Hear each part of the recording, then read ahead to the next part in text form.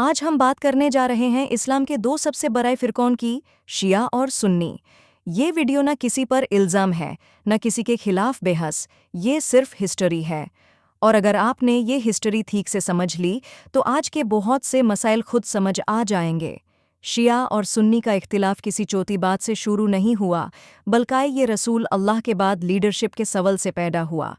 ہجری 10 میں جب رسول اللہ اپنی آخری حج سے واپس آ رہے تھے، ایک مقام پر جسے غدیر خم کہا جاتا ہے، نبی نے ہزاروں مسلمانوں کے سامنے حضرت علی کا ہاتھ اٹھا کر فرمایا، من کنت مولا فہذا علی مولا۔ شیعہ اس بیان کو اللہ کے حکم سے حضرت علی کی قیادت کا واضح اعلان سمجھتے ہیں، جبکہ سنی اس بیان کو محبت، عزت اور سپورٹ کا اظہار مانتے ہیں، نہ کہ پولیٹیکل لیڈرشپ کا آفیشیل فیصلہ۔ یہیں سے پہلا بنیادی فرق سامنے آتا ہے، مطلب اور تفسیر کا فرق۔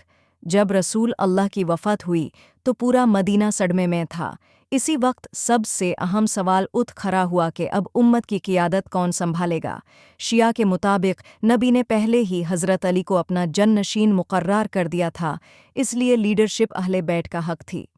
جبکہ سنی کے نزدیک رسول نے کسی ایک شخص کا نام واضح طور پر نہیں لیا تھا، اس لیے امت کے لیے بہتر طریقہ مشاورت یعنی شورا تھا۔ رسول کی وفات کے بعد سقیفہ بنی سعیدہ میں کچھ صحابہ جمع ہوئے، جہاں حضرت ابو بکر کو پہلا خلیفہ چنا گیا۔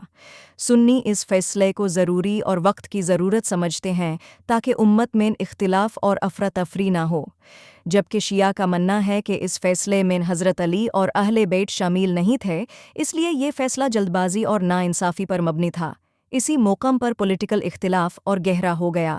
شروع میں یہ اختلاف صرف قیادت اور حکمرانی کا تھا، لیکن وقت کے ساتھ ساتھ یہ فقہ، روایت، حدیث کے سورسز اور پھر کربلا جیسے واقعات کے ذریعے اور زیادہ گہرا ہوتا چلا گیا۔ آخرکار یہ اختلاف شیعہ اور سنی کے مکمل اور الگ فرقوں کی صورت اختیار کر گیا۔